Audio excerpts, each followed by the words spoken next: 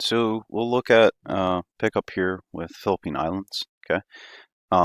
Kind of a little background on the Philippines. We've already mentioned it. It's an archipelago, so it's a group of islands. That's why it's called the Philippines or the Philippine Islands you see here. Okay. Um, and the largest of these islands is Luzon, which is further in the north. Okay.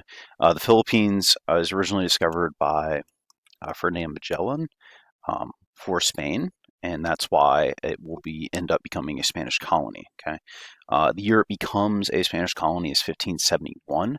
The capital of it will be Manila, which is on Luzon. It's this little inlet, okay, where they are basically going to build a harbor and build a little town there. Okay, Manila is going to become extremely important, okay, to Spanish rule and to really just worldwide trade. Okay.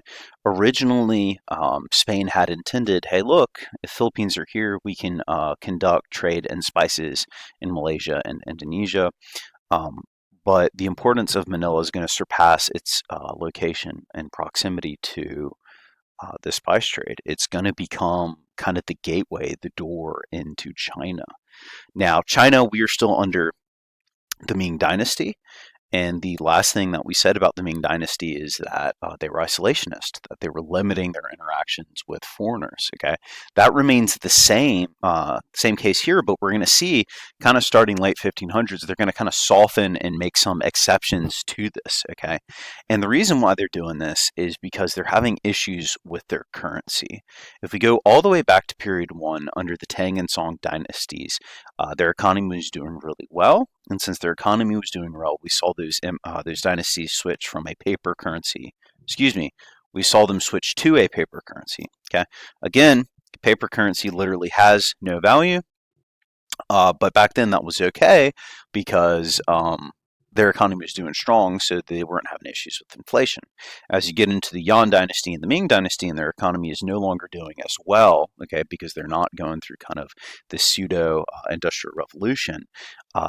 They're begin to have issues with inflation. Okay, so they want to get rid of the paper money and they want to start using a gold or silver coins. The issue with that is China doesn't have large silver or gold mines. Um, so basically, they decide that they're going to be okay with trading with Spain because Spain has a lot of silver from the Americas, right? Remember, they made the largest silver strike at Potosi in modern day Bolivia. Okay, so basically, Ming agrees that they are going to trade with Spain.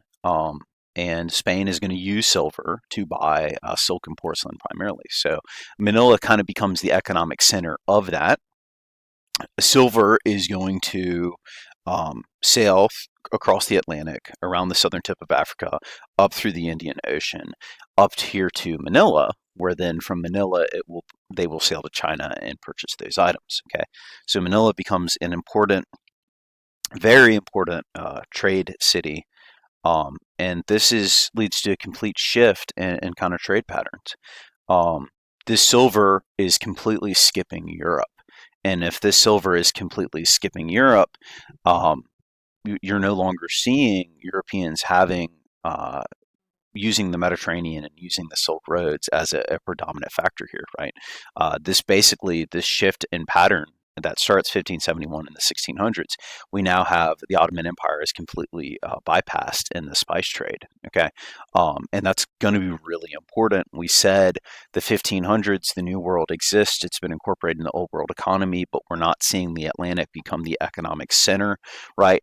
As we have the intensification of already existing trade routes. It's really with the importance of Manila and the trading with the Ming Empire here that we're going to see this switch, right? The switch begin to happen where old trade routes are no longer as important and are gradually going to be um, um, replaced by the Atlantic. Okay. Also, kind of something to keep in mind here. If silver is really, really rare in China, then that means it has a lot of buying power that makes China's goods quote unquote cheaper. Okay.